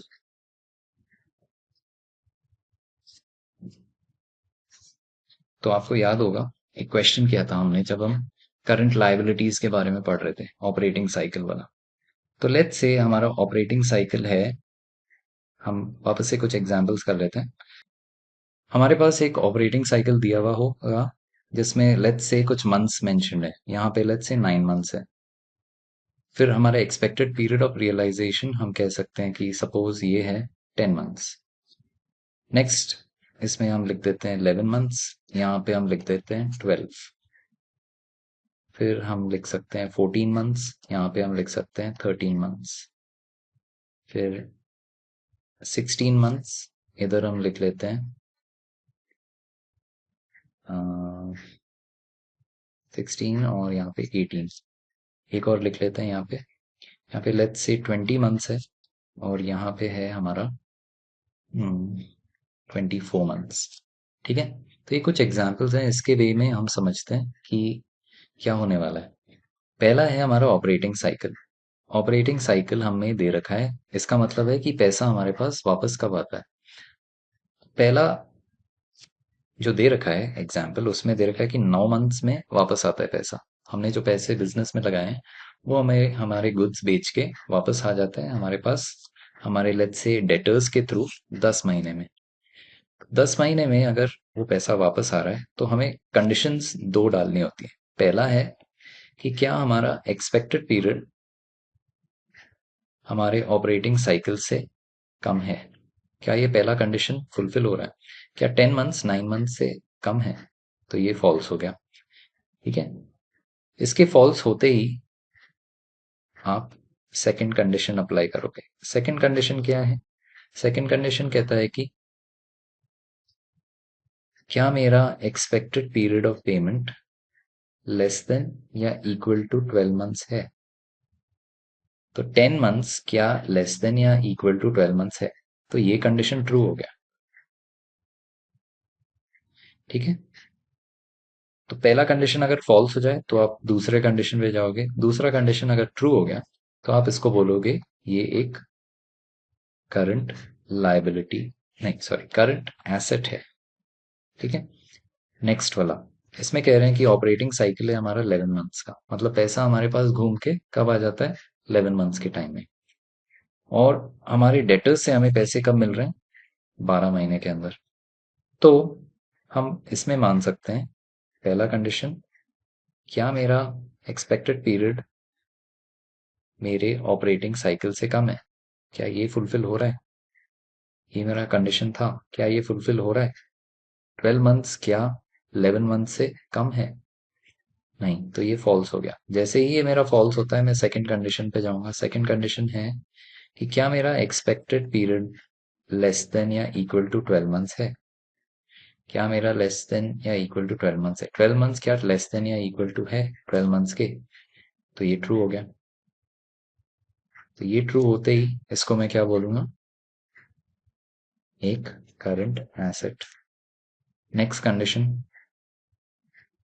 14 months 13 months debtors से जब पैसे मिल रहे हैं वापस, तो क्या मेरा expected period less than operating cycle है? तो 13 मंथ्स क्या 14 मंथ से कम है? तो ये ट्रू हो गया। तो इसको डायरेक्टली हम क्या लिख सकते हैं? It is a current asset. ये पहले कंडीशन पे ही फुलफिल हो गया। नेक्स्ट वाला है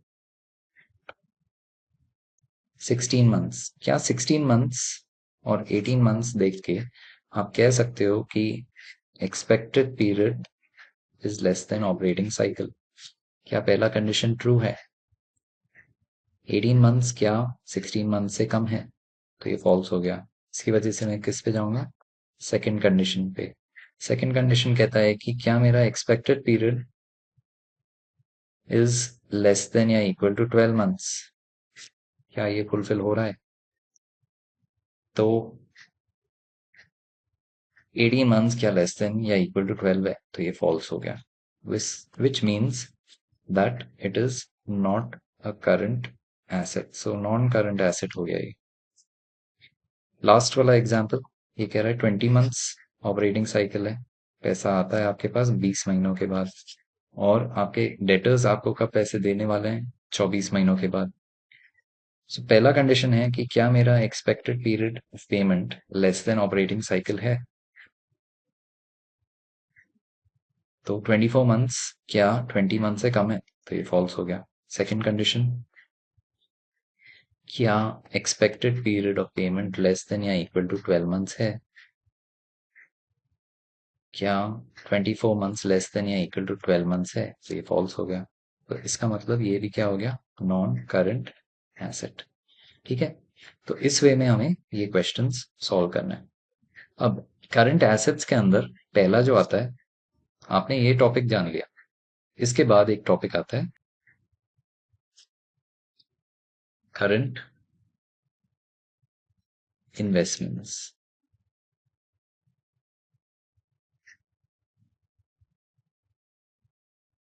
ठीक है। करंट इन्वेस्टमेंट्स क्या है? Current investments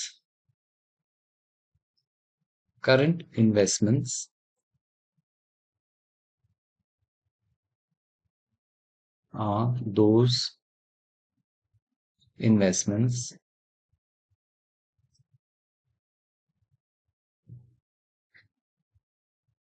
made by the company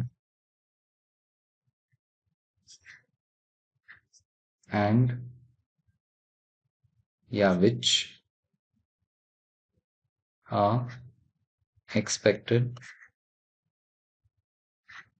to convert into cash in a period of 12 months। ठीक है। तो ये वो वाले इन्वेस्टमेंट्स है जो कैश में कन्वर्ट हो जाएंगे 12 महीने के अंदर में। पहला आता है इसके अंदर एग्जाम्पल,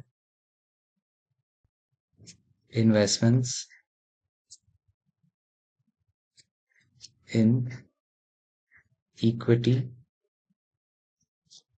या प्रेफरेंस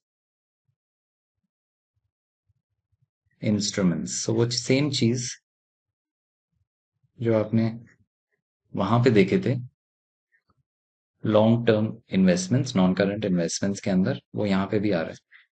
फिर ओनली डिफरेंसेस यहाँ पे क्या हो रहा है, वो कन्वर्ट यहाँ पे 12 महीने के अंदर हो जा रहा है। Investments in government securities. फिर इन्वेस्टमेंट्स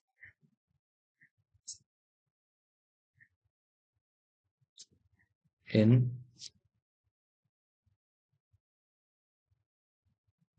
डिबेंचर्स या बॉन्ड्स और इन्वेस्टमेंट्स इन म्यूचुअल फंड्स। तो ये कुछ हैं जो आपने जैसे वहां देखे थे, वहां तो 12 महीने के बाद आपको वापस पैसा आ रहा था उसका, यहाँ पे 12 महीने के अंदर आएगा। तो ये पहला है। Next, inventories.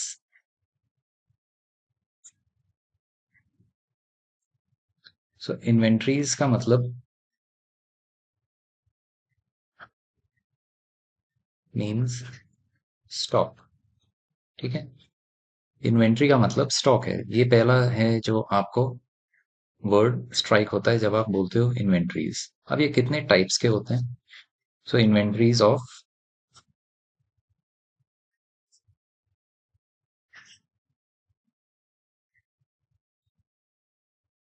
रॉ मटेरियल्स,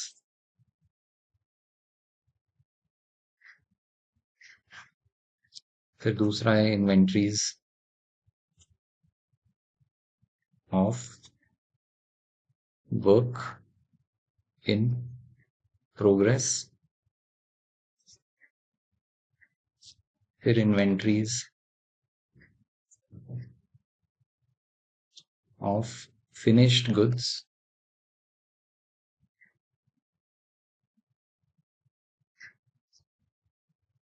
फिर है inventories of stock in trade, फिर है इन्वेंट्रीज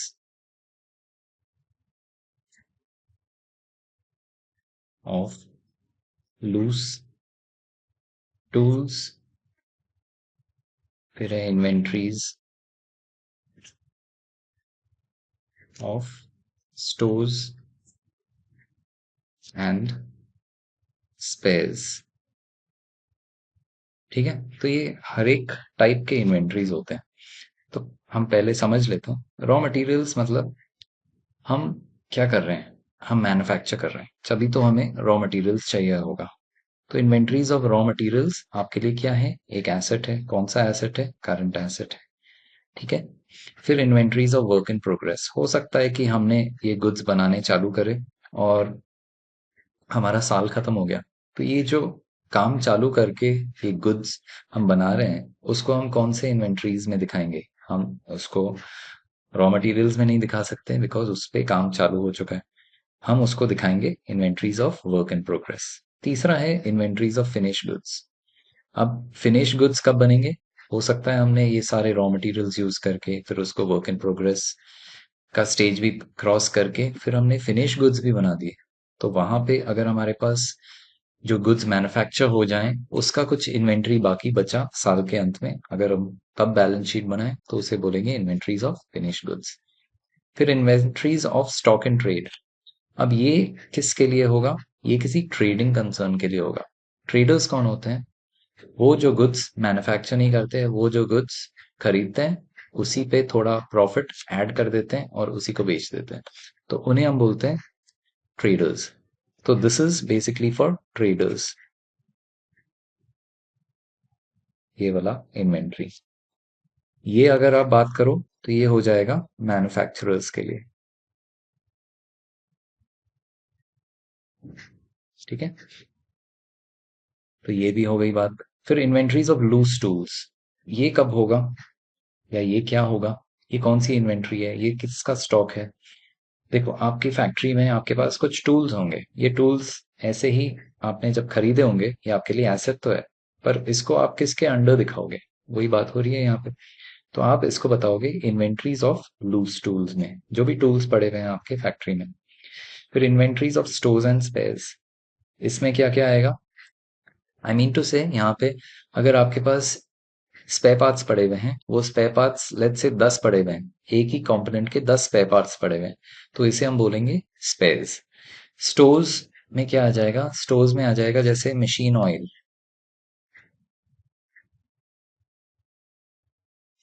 है ना? तो हमें ये भी तो रखना पड़ता है, हम मशीन्स चलाते हैं अपने फैक्ट्री में, तो उनके लिए ऑयल भी तो चाहिए, उनकी ऑयलिंग भी तो करनी पड़ती है, तभी तो वो चलेंगे सही से। तो ये सब हम किस में दिखाते हैं? ये सब हम दिखाते हैं स्टोर्स के अंदर। ठीक है, तो ये भी हो गई। तो ऐसे सारे इन्वेंट्रीज जो रखे रहते हैं वो हमारे लिए होगा एक करंट एसेट।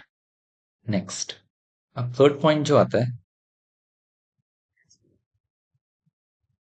वो है trade receivables. So trade receivables, जैसे हमने ट्रेड पेबल्स पढ़े वैसे ही ये भी है। ट्रेड रिसीवेबल्स आप लिखेंगे डेटर्स प्लस बिल्स रिसीवेबल। ठीक है, तो ये आ जाएगा इसके अंदर। नेक्स्ट, फोर्थ पॉइंट,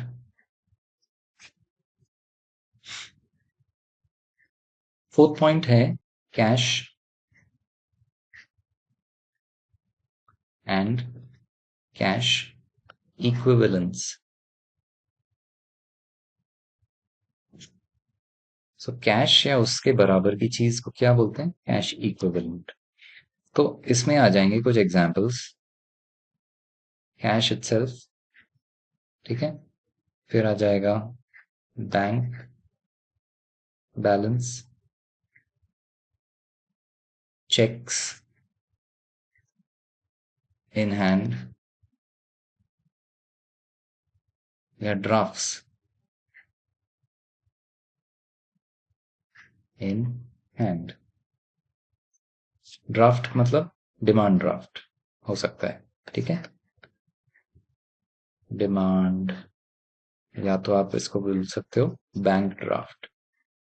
ठीक है, तो ये सब चीजें क्या होती है?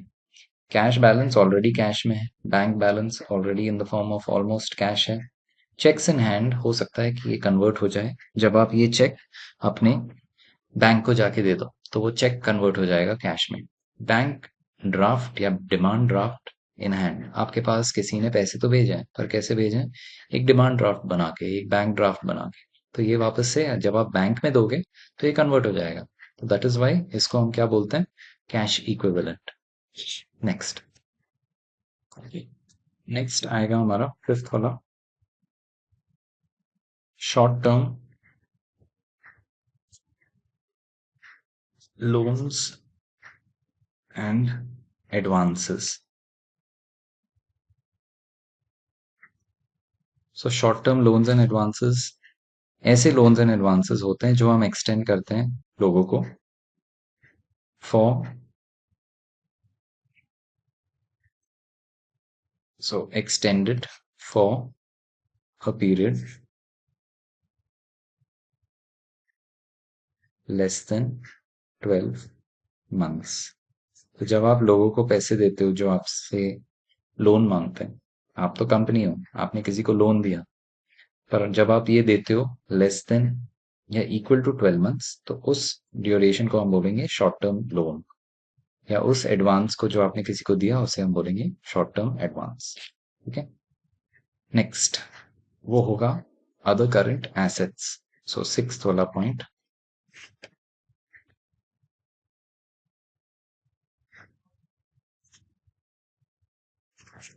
सो ये वर्ड है अदर, मतलब जो भी सारी चीजें जहां इससे पहले नहीं आई वो सारे करंट एसेट्स वो यहाँ पे दिखा सकते हैं। तो इसमें बेस्ट एग्जांपल्स जो आपने अभी तक पढ़ रखे हैं वो हो सकता है प्रीपेड एक्सपेंस, आपने प्रीपेड एक्सपेंस कर रखा है, ठीक है, या अक्रूड इंटरेस्ट ऑन इन्वेस्टमेंट्स, ये आपको मिलना था। ठीक है, तो अब जब आप दिखाओगे इसे अपने बैलेंस शीट में तो इसे कैसे दिखाओगे? Accrued interest on investments. Since आपको ये मिला नहीं है, इन्वेस्टमेंट्स, NENTS, ठीक है। ये कुछ एग्जाम्पल्स हैं, और भी हो सकते हैं, वो भी आप देख लेना जब हम एग्जाम्पल्स करें, क्वेश्चंस करेंगे इसके, ठीक है। ठीक है, नेक्स्ट पॉइंट पे आते हैं, उसे हम बोलते हैं कंटिंजेंट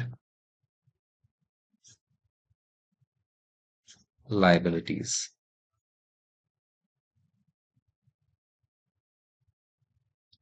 तो कंटिंजेंट लायबिलिटीज हमने बहुत बार सुना है इसके बारे में। These are those liabilities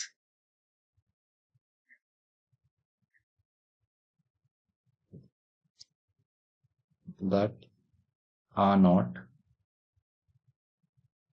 liabilities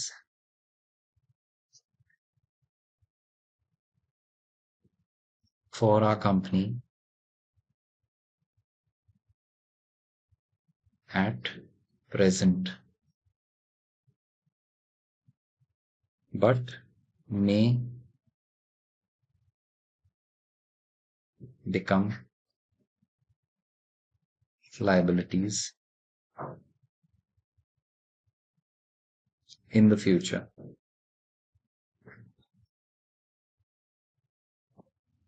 अब इनके कुछ examples, court case pending in the court of law। कोई केस चल रहा है आपकी कंपनी के ऊपर, तो हो सकता है इसकी वजह से आप ये केस हार जाएं, कोई रीजन की वजह से, जिसमें आपको 1 लाख रुपए हो सकता है पे करना पड़े सामने वाले को। तो इस रीजन की वजह से ये एक कंटिंजेंट लायबिलिटी है, अभी तक हुई नहीं है, तो आप इसे कहाँ दिखाएंगे? बैलेंस शीट के नीचे एक लाइन लिख के कंटिंजेंट लायबिलिटी कि हमारे पास एक केस पेंडिंग है कोर्ट ऑफ लॉ के अंदर। Second, bills receivable discounted with the bank but not matured। ठीक है, अब इसका मतलब आपने कोई बिल रिसीवेबल जो था आपका, आपने डिस्काउंट करा दिया बैंक से, और आपने बैंक को बोला कि ये पैसे आपको सामने वाला आके दे देगा कुछ महीने बाद। लेट्स अज्यूम कि एक डेटर था, डेटर वैसे आपका कन्वर्ट होता है बिल रिसीवेबल में। बिल रिसीवेबल आपने क्या किया? डिस्काउंट कराया, किससे? बैंक से।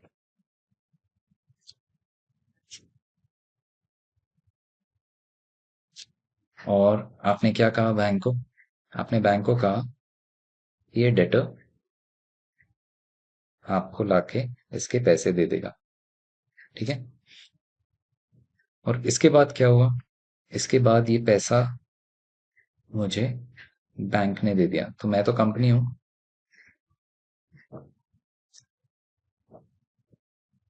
बैंक ने मुझे पैसे दे दिए। लेट्स से 10,000 का था ये डेटर, मेरा 10,000 का था। ये जब कन्वर्ट हुआ बिल रिसीवेबल में, वो भी 10,000 का हुआ।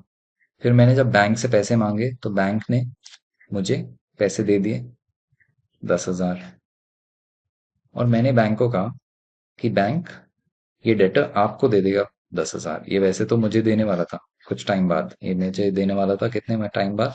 3 महीने। तो ये अब आपको 3 महीने बाद दे देगा। आप तो मुझे फ्री करो, आप मुझे 10,000 दे दो, मैं फ्री होना चाहता हूँ। तो बैंक ने दे दिए मुझे पैसे।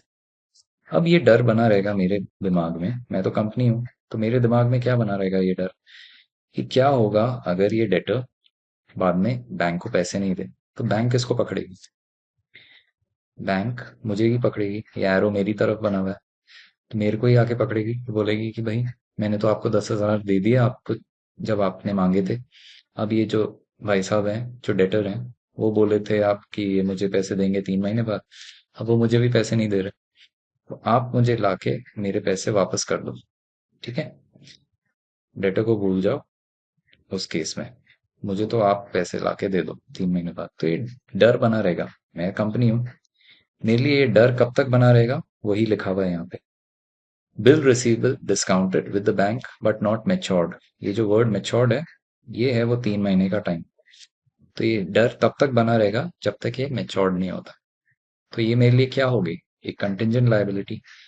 ये कंपनी के लिए एक कंटिंजेंट लायबिलिटी हो गई कि जब तक ये डेटर बैंक को पैसे नहीं देता तब तक वो मेरे लिए एक कंटिंजेंट लायबिलिटी बन सकती है, या बन आगे एक फ्यूचर होने वाली लायबिलिटी बन सकती है। ठीक है, next.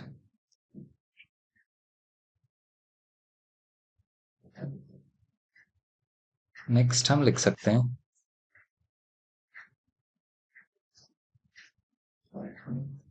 Guarantee given by the company. कभी कभी कोई कंपनीज इतने अच्छे होते हैं कि वो दूसरे कंपनी की भी गारंटी दे देते हैं कि भाई, अगर उन्होंने आपसे लोन लिया है और वो नुकसान में चले जाएं और लोन नहीं पे कर पाए, तो हम गारंटी देंगे कि हम आपको पे करेंगे। ठीक है, तो ऐसी चीजें जब होती है तो इसको हम क्या बोलेंगे, हमारे लिए एक कंटिंजेंट लायबिलिटी। क्यों? क्योंकि हम मान रहे हैं कि भाई, अगर ये हो जाए तब कौन आएगा बीच में? हम आएंगे, हम बचाएंगे, हम अच्छा काम करेंगे तब। तो दैट इज वाई इसको हम एक कंटिंजेंट लायबिलिटी की तरह मानते हैं। तो ये तीसरा हो गया एग्जाम्पल कंटिंजेंट लायबिलिटीज का।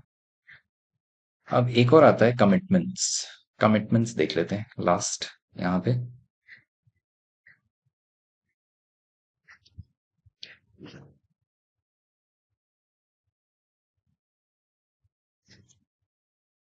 तो कमिटमेंट के वर्ड से ही हमें पता चलता है दिस इज अ प्रॉमिस। तो ये एक तरीके से प्रॉमिस है। तो हम कब प्रॉमिस करते हैं दूसरी कंपनीज को? हम खुद ही कंपनी है, हम दूसरी कंपनी को कब प्रॉमिस कर रहे हैं और किस चीज के लिए प्रॉमिस कर रहे हैं? अगर ये सोचो इस बात पे, तो यहाँ पे एक एग्जाम्पल लिख सकते हैं, uncalled liability on partly paid shares. तो इसका एग्जाम्पल ये वाला समझ लेते हैं। यहाँ पे क्या हो रहा है कि लेट्स से कोई कंपनी है, वो कंपनी 10 रुपए मांग रही है एक शेयर पे। अब इंस्टॉलमेंट्स में मांग रही है, तो यहाँ पे लेट्स से 4 रुपए मांगी पहली इंस्टॉलमेंट पे। इसको हम बोलते थे एप्लीकेशन, इसको हम बोलते हैं अलॉटमेंट, और तीसरे वाले को बोलेंगे फर्स्ट कॉल। तो लेट्स से दूसरे पे 3 रुपए मांगे, बाकी बचे 3। तो हो सकता है कंपनी ने बस इतना कॉल किया, मतलब कंपनी ने इतने तक ही अभी तक पैसे मांगे, तो इसको हम बोलते हैं कॉल्ड अप। अब ये पॉइंट क्या कह रहा है? ये पॉइंट कह रहा है कि uncalled liability on partly paid shares. तो कितना है अनकॉल्ड? ये है मेरा अनकॉल्ड। मेरी लायबिलिटी कितनी बाकी है? ये 3 रुपए बाकी है। तो मैंने तो क्या किया है, मैंने जब इस कंपनी के शेयर्स खरीदे होंगे तो मैंने तो प्रॉमिस किया होगा इस कंपनी को, मैं भाई आपके सारे शेयर्स जितने मैं लेना चाह रहा हूँ उसके सारे पैसे दूंगा।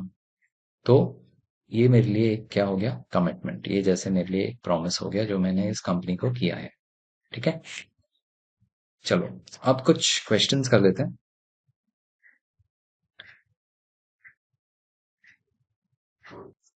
तो चलो पहला क्वेश्चन देखते हैं। यहाँ पे है कि under which heading and sub heading the following will be represented on the asset side of the balance sheet of the company. तो बिल्स रिसीवेबल, कुछ टाइम पहले हमने देखा था, ये आ जाएगा हमारा करंट एसेट। और इसके अंडर कौन से सब हेडिंग के अंदर आएगा? ये आएगा हमारा ट्रेड रिसीवेबल्स। फिर शेयर्स इन XYZ लिमिटेड, ये हमारा हो जाएगा नॉन करंट एसेट। और सब हेडिंग हो जाएगा नॉन करंट इन्वेस्टमेंट्स। ठीक है, नेक्स्ट प्रीपेड सैलरी। अब प्रीपेड सैलरी हमारे लिए क्या हो गया, हमने पहले पे किया, तो ये हमारे लिए करंट एसेट, इसका बेनिफिट हमें जल्दी आने वाले समय में मिलेगा। करंट एसेट हो गया, और ये आ जाएगा अदर करंट एसेट्स के सब हेडिंग के अंदर। स्टोर्स एंड स्पेयर्स, हमने वापस ये देखा था थोड़े टाइम पहले, ये आता है इन्वेंट्री वाले सेक्शन के अंदर। तो यहाँ पे कौन सा था इन्वेंट्री, हमारे लिए एक करंट एसेट, और फिर आ जाएगा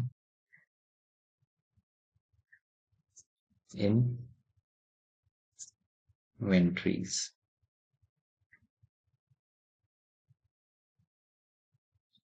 ठीक है, next question, under which heading and sub heading the following will be presented in the company's balance sheet. वापस से, अब यहाँ पे कंपनीज बैलेंस शीट सीधे से बोल दिया, तो यहाँ पे दोनों तरफ से हो सकता है, इक्विटी और एसेट्स दोनों की तरफ से, इक्विटी एंड लायबिलिटीज या एसेट्स की तरफ से। तो प्रोविजन फॉर टैक्स, ये हमने देखा था, ये हम बनाते थे करंट लायबिलिटीज में, और ये होता था शॉर्ट टर्म प्रोविजन। ये बस एक खेल है, इसको आपको, आप जितना प्रैक्टिस करोगे ये याद हो जाएगा। ठीक है, नेक्स्ट गुडविल। तो गुडविल होता है हमारा एक इंटेंजिबल एसेट, पर उसके पहले कौन सा होता है, नॉन करंट एसेट, और फिर आएगा यहाँ पे सब हेडिंग के नीचे प्रॉपर्टी, वो पूरा लिखना है आपको, plant and equipment and intangible assets,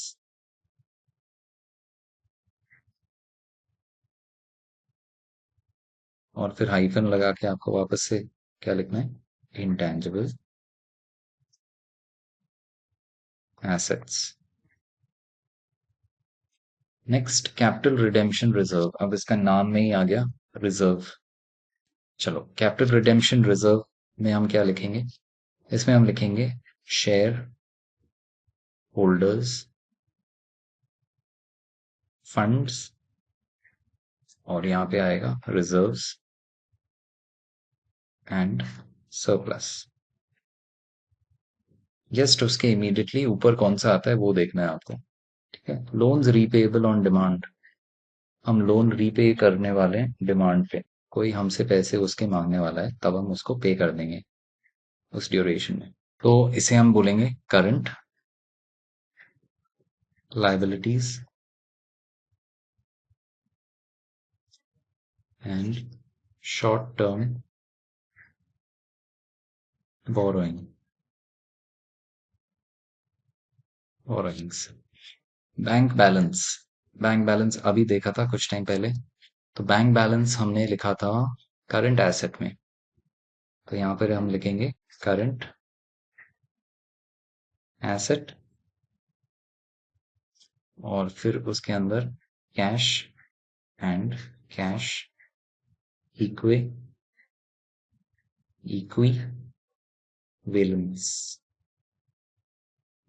equivalence. Authorised capital, share holders funds share capital, calls in advance, कुछ पैसे हमें एडवांस में मिले, तो ये हमारे लिए तो हमें हमारी बुक्स में दिखाना ही नहीं चाहिए, कॉल्स इन एडवांस जो बने हैं। तो इसे तो हम हटाने की कोशिश करेंगे। तो ये हम बोलेंगे current liability and other current liability. ठीक है। फिर सिक्योरिटीज प्रीमियम। सिक्योरिटीज प्रीमियम को हम दिखाएंगे शेयर होल्डर्स फंड्स में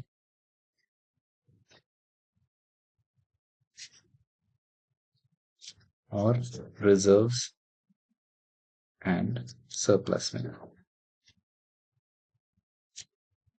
नेक्स्ट,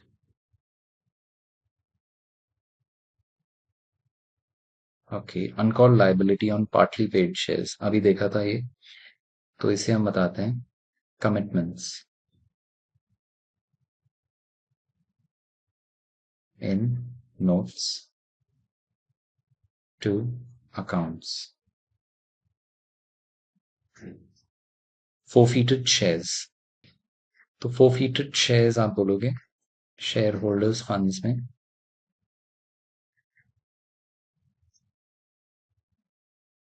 एंड यहाँ पे लिख सकते हो it is shown separately under subscribed and not fully paid capital in notes to accounts। ठीक है। Premium on redemption of debentures, आपने डिबेंचर्स पे कुछ प्रीमियम पे किया, तो इसे हम कहाँ दिखाते हैं? इसे हम बोलते हैं नॉन करंट लाइबिलिटीज और अदर नॉन करंट लाइबिलिटीज।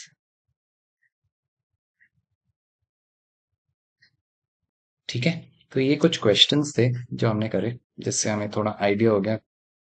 हमने जैसा पढ़ा, ये सब डेफिनेशंस देखे, ये सब types of assets and liabilities देखे, उससे थोड़ा बेटर अंडरस्टैंडिंग हो गया होगा ये क्वेश्चंस करके। तो अब आप लोग कुछ और क्वेश्चंस करके देखना, थोड़ा कॉन्फिडेंस और आएगा इन सब क्वेश्चंस को करके।